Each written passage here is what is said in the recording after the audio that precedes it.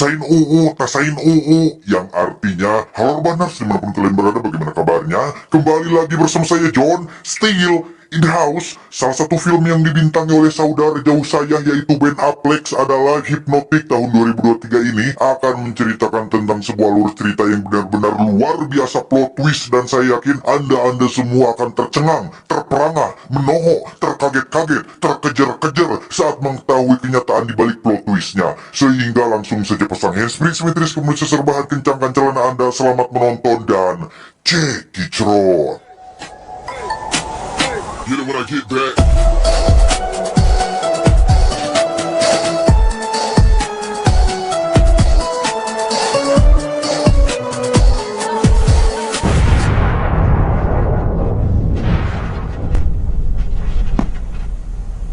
Come back to us. Kisah akan berfokus pada seorang pria bernama Danny Roque, kita panggil saja Roque, seorang detektif kepolisian yang belum lama ini mengalami musibah.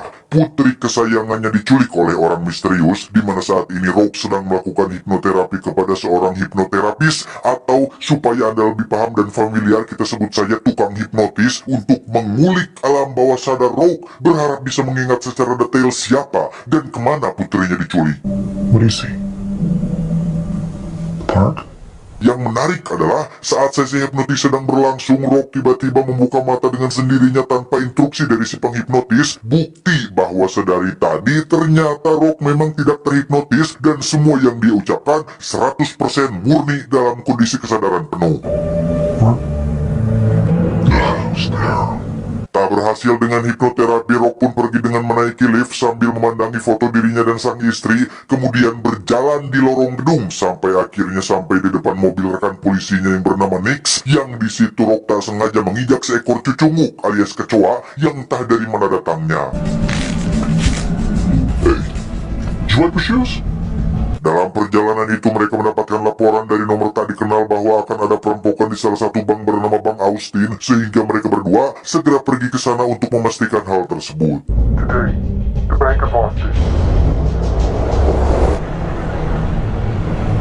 Tiba di TKP, Roque dan Nix terlihat memantau area sekitar, terutama dua security penjaga bank dan satu wanita yang sedang duduk. Yang tak lama muncullah seorang pria pertengahan umur bernama Lev Del Rey yang tiba-tiba menghampiri si wanita dan mengatakan sesuatu semacam sugesti, kemudian menghampiri dua security bank dengan memberikan semacam sugesti yang sama, sehingga Roque yang sudah mulai curiga dengan gerak-gerik Lev pun nekat bertindak tanpa persetujuan dengan masuk bank untuk mengikuti si Lev Del Rey ini. Don't walk into that bank, Morgan. We don't know if that's the guy.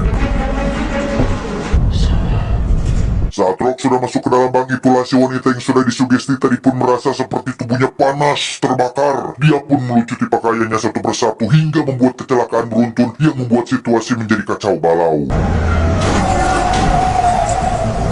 Roque yang tidak menemukan Lev di dalam bank pun justru harus dihampiri oleh seorang staf yang menanyakan apakah tujuannya ke sini, sehingga Roque terpaksa berbohong dengan mengatakan bahwa dirinya ingin membuka salah satu laci penyimpanan pribadinya. Roque berhasil mencopet kuncinya, sehingga si staf yang menganggap jika kuncinya ketinggalan pun meninggalkan Roque sendirian di dalam ruangan tersebut. Disitulah Roque tiba-tiba ingin membuka salah satu lacinya dan menemukan sesuatu yang tak terduga, yaitu foto putri kesayangannya yang diculik. Entah apa yang sebenarnya sedang terjadi, tetapi ketika Roque sedang kebingungan itulah muncul Lev Del Rey yang menghampiri Mbak Teller Bank, menghipnotisnya agar pergi ke ruangan penyimpanan, disusul dengan dua security yang tiba-tiba menyengrok di sana. Tak lama setelah itu, si mbak resepsionis yang dalam keadaan terhipnotis pun tiba-tiba masuk ke dalam mobil dan menabrakkan dirinya hingga membuat ledakan yang menimbulkan kekacauan yang lebih besar.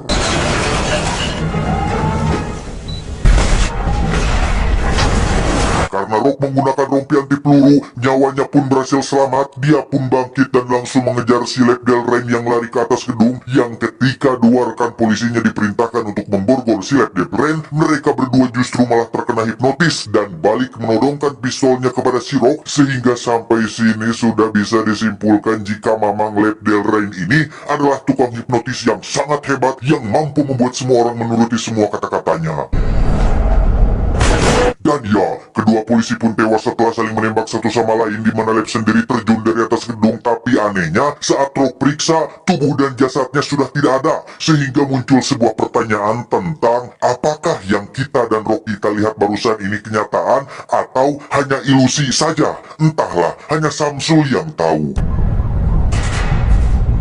Tiba di rumah, Rock mulai merasa bahwa sosok si Mamang Lab ini ada hubungannya dengan penculikan yang terjadi pada putrinya. Tak lama Nick pun melaporkan bahwa dia sudah berhasil melacak nomor asing yang melaporkan perampokan bank tersebut, yang ternyata nomor tak dikenal tersebut berasal dari seorang wanita tukang hipnotis bernama Diana yang membuka jasa ramal dan hipnotis untuk orang-orang yang membutuhkan bantuan seperti ingin menghilangkan kecanduan terhadap coli dan lain sebagainya. The call came from the phone of Diana Cruz.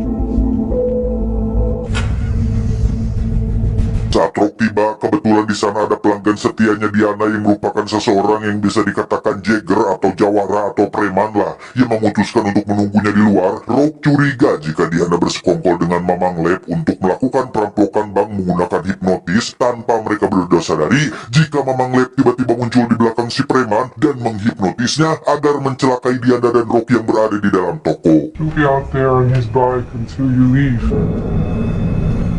You say, I'm out.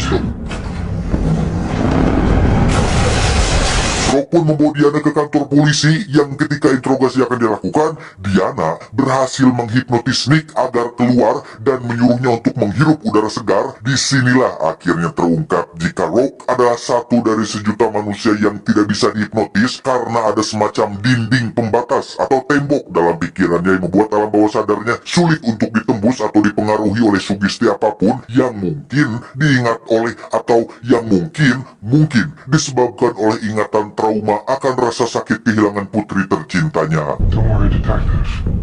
I already tried it on you. Didn't work.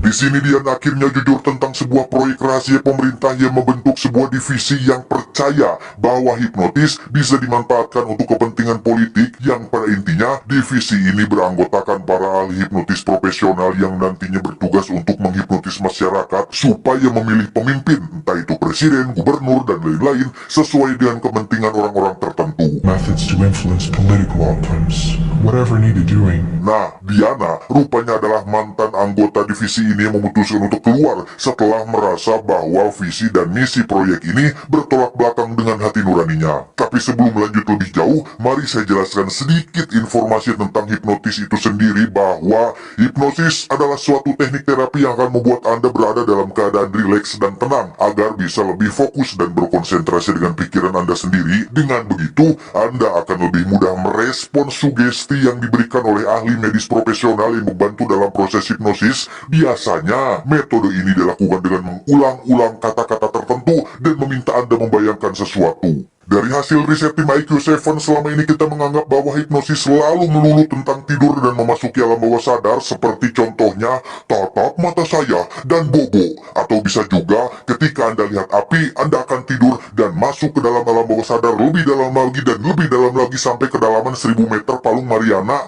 Faktanya, ada 6 tahap untuk melakukan hipnosis. Yang pertama, pre-induction, yang artinya persiapan, mempersiapkan situasi dan kondisi yang kondusif, karena nggak mungkin orang yang lagi boker tiba-tiba ada hipnotis, kan kasihan, bau lagi. Kedua, ada induction, secara sederhananya membawa si subjek ke dalam alam pikiran bawah sadar. Ketiga, sugesti, alias memberikan kata-kata bisa berupa perintah supaya si subjek mengikuti menurut apapun perkataan si penghipnotis. Keempat, ada termination, saya agak sulit menjelaskannya, jadi silahkan Anda cari sendiri di Google. Kelima, post hipnotik, silahkan juga searching di Google. Keenam, normal, alias kembali ke kesadaran penuh. Semua informasi ini berdasarkan hasil riset tim IQ7.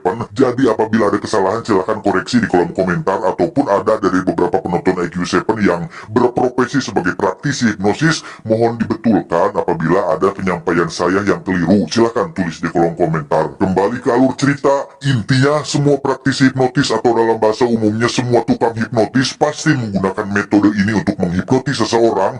Nah, Lab Del Rey yang kita lihat tadi sama sekali tidak menggunakan metode yang saya sebutkan barusan, karena dari keterangan Diana, Lab Del Rey adalah satu-satunya manusia di dunia yang mampu menghipnotis seseorang hanya dengan pikirannya saja, alias mirip seperti kekuatan yang dimiliki oleh Profesor X di film X-Men. He was the legend. All of us were amateurs compared to him. Belum jelas apa tujuan Mamang Lek mengejar si Rock, tetapi ketika Nick sedang duduk di luar dan akan menyalakan sebatang rokok, tiba-tiba muncul Mamang Lek Delrain yang menyalakan korek yang membuat si Nick langsung terhipnotis. Alhasil, Nick yang sudah terhipnotis pun tiba-tiba mendatangi Rock dan Diana sambil menodongkan pistol, sehingga dengan sangat amat terpaksa, Diana pun menembak Nick daripada mereka berdua yang terbunuh.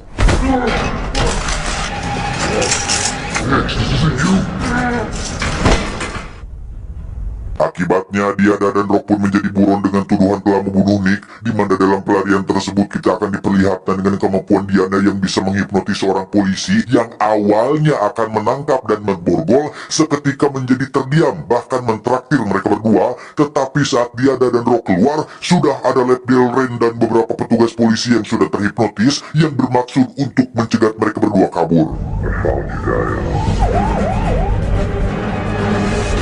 Diana pun disuruh lari, sementara Rock berusaha mengalihkan perhatian dengan berlari menuju jalur rel kereta api, yang di situ Rock sedikit terpengaruh hipnotis ketika dia melihat semacam ilusi yang pastinya adalah ulah dari si Lab Delrain. Namun pada akhirnya dia berhasil selamat setelah Diana muncul dan berhasil membawanya kabur dari sana.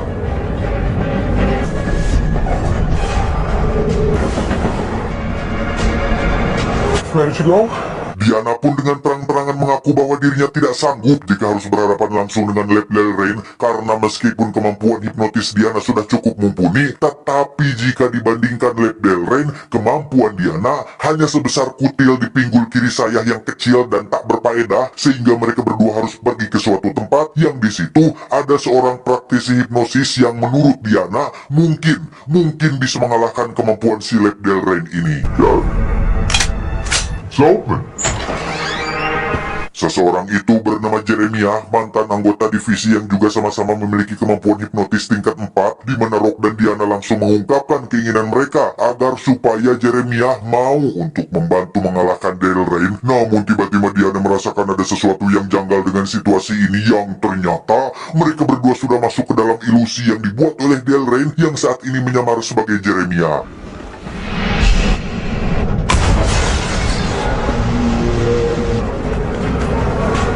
Tak hanya itu, seluruh warga di kota ini pun sudah berhasil Delrain hipnotis, sehingga Rock dan Diana harus berjuang lebih keras untuk melawan mereka semua agar bisa lolos dari tempat ini.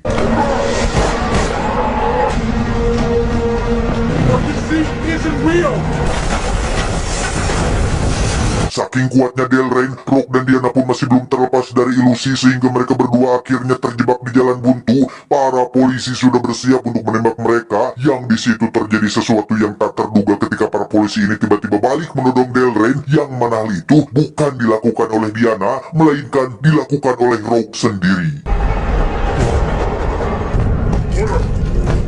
Fakta baru pun akhirnya terungkap bahwasannya Rock memiliki bakat alami sebagai seorang penghipnotis hebat, sekaligus itulah yang menjadi alasan kenapa dirinya kebal terhadap hipnotis, yang karena ingin secepatnya mengetahui apa yang sebenarnya sedang terjadi, Diana pun mengajak Rock untuk pergi menemui seorang hacker yang bisa meretas dan mengakses segala macam informasi.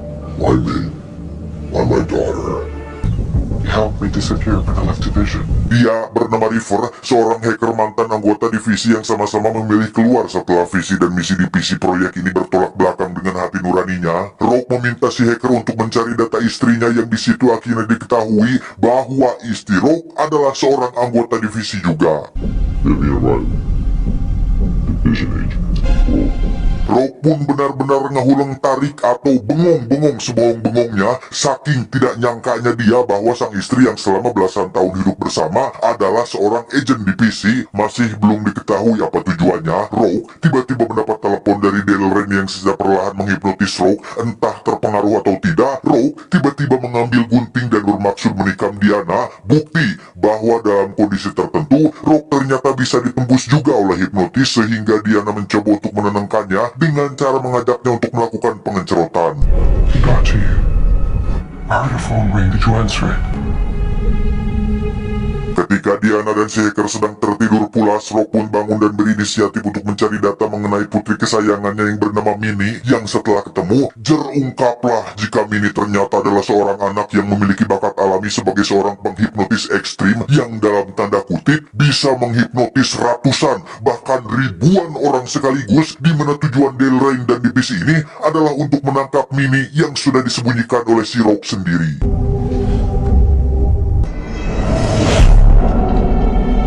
Pada akhirnya terungkaplah bahwa semua yang kita lihat sejak awal tadi tidak lebih dari hanya alam bawah sadar Rock, Diana, Nick, si hacker, si wanita bank, si security, para polisi adalah anggota divisi yang sedang memainkan perannya masing-masing dalam skenario ini.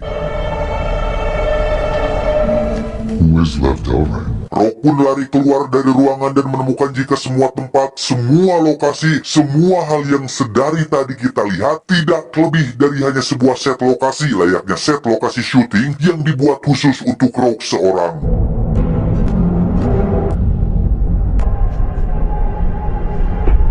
Lantas, apa tujuan dari semua ini? Ternyata Rock dan Diana adalah anggota divisi. Mereka berdua adalah para penghipnotis paling kuat yang ada di dunia, yang karena itulah Minnie, anak mereka, mewarisi kemampuan hipnotis paling kuat dalam sejarah, sehingga tujuan dari divisi ini adalah untuk memanfaatkan kemampuan Minnie anak mereka supaya bisa digunakan untuk kepentingan politik dan pemerintahan.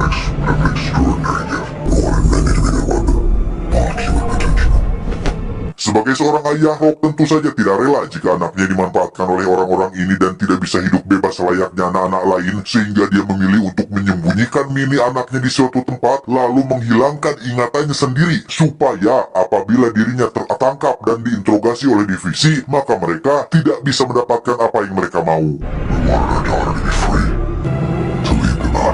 Just help us find her. Skenario ini sendiri sudah dilakukan sebanyak 12 kali, tapi sampai saat ini Rock masih belum bisa menunjukkan di mana lokasi Minnie putrinya disembunyikan, sehingga mereka akan melakukan skenario ke-13 dengan cara melakukan skenario yang sama dengan jalan cerita yang sama seperti yang kita lihat sejak awal. Take a minute. Initiate the reset. Kidnapping. Colorado. Skenario ini sendiri dimulai dengan menghapus ingatan Rock dan masukkan cerita rekayasa seolah-olah anaknya baru saja diculik. Rock konsultasi pada seorang hipnoterapi yang padahal sang terapis adalah orang divisi. Dia saat naik lift padahal itu hanya lip-lipan yang sama sekali tidak bergerak. Kemudian berjalan di lorong gedung padahal hanya berjalan di antara staf divisi yang sedang bekerja. Kecoa yang dia injak pun sudah dipersiapkan dengan sematang-matangnya supaya semua terlihat natural. Kini tugas Nick yang berperan sebagai rekan polisinya berpura-pura mendapat laporan tentang adanya perampokan bank. Semua ini, semua yang kita lihat ini, semua-muanya tidak lebih dari hanya skenario buatan yang dibuat hanya untuk membuat Rock bisa mengingat di mana dia menyembunyikan Minnie putrinya. I'm calling to report a robbery. Something wrong, bud? Get ready for the bank robbery. Skenario ke-13 ini pun seketika kacau saat semua anggota divisi kaget kehilangan Rock yang tidak ada di dalam pantauan, yang ternyata kali ini Rock sudah tidak terpengaruh lagi oleh hipnotis divisi, sehingga dia segera melajukan mobilnya untuk kabur dan pergi dari fasilitas ini. Subject has broken through.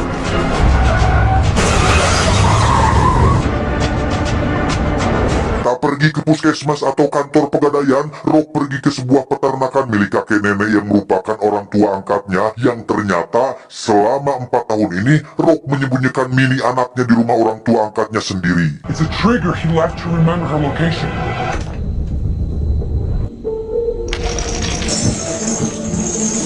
Betapa senangnya hatiku setelah 4 tahun tak jumpa kini bisa bertemu dan memeluk anak tercinta. Namun masalah pun timbul tatkala divisi berhasil melacak keberadaan Rock, di mana Delrain memerintahkan anak buahnya untuk menembak si kakek dan si nenek karena dianggap melakukan perlawanan terhadap tujuan mereka. We need Radical. We're not here for them. Tak ingin semuanya menjadi kacau, Rock pun keluar dari rumah mencoba untuk membuat Diana sadar bahwa divisi sudah mempengaruhi pikirannya. Karena faktanya keputusan untuk menyembunyikan Minnie di tempat ini adalah keputusan mereka berdua yang tidak ingin anak tercinta mereka dimanfaatkan dan dijadikan alat oleh divisi. Yang ketika Minnie keluar, Diana pun langsung memeluk Minnie, yang di situ Minnie mengatakan bahwa dirinya sangat bangga karena akhirnya mereka bertiga, Rock, Diana, dan Minnie bisa berkumpul sebagai keluarga yang utuh. Karena faktanya tempat ini bukanlah sebuah peternakan, melainkan hanya sebuah ilusi yang dibuat oleh Minnie untuk menjebak divisi dan menghabisi mereka semua sekaligus. It's her! Minnie sebenarnya lebih pantas bisa dibilang sebagai seorang pengendali pikiran dibandingkan seorang penghipnotis terkuat, karena dia mampu membuat anggota divisi saling menembak satu sama lain sampai tak tersisa. Si kakek dan si nenek sendiri masih hidup, karena yang kita lihat tadi tidak lebih dari sekedar ilusi yang dibuat oleh Minnie. Bahkan sejak pertama kali Delren dan divisi menginjakan kaki mereka di tempat ini, mereka semua sudah masuk ke dalam hipnotisnya si Minnie dan menganggap semuanya adalah nyata.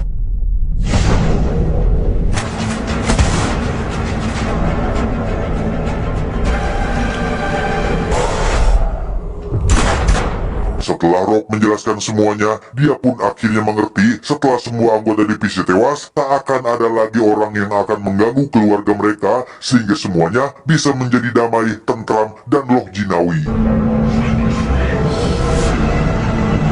Tamat, ending yang cukup meliurkan. Saya sangat menyarankan Anda untuk menonton filmnya secara langsung karena penjelasan saya mungkin banyak yang bertele-tele, karena memang plot twistnya bersendiri benar-benar plot twist di dalam plot twist. Tapi saya akui alur ceritanya sangat seru sekali untuk diikuti. Jadi pesan yang bisa kita ambil dari film ini adalah jangan memusingkan diri sendiri. Itu saya John mewakili para pria tampan mengucapkan terima kasih dan sampai jumpa di video selanjutnya. Adios, kerang laut urap sampe. Cuau, cuau, cuau.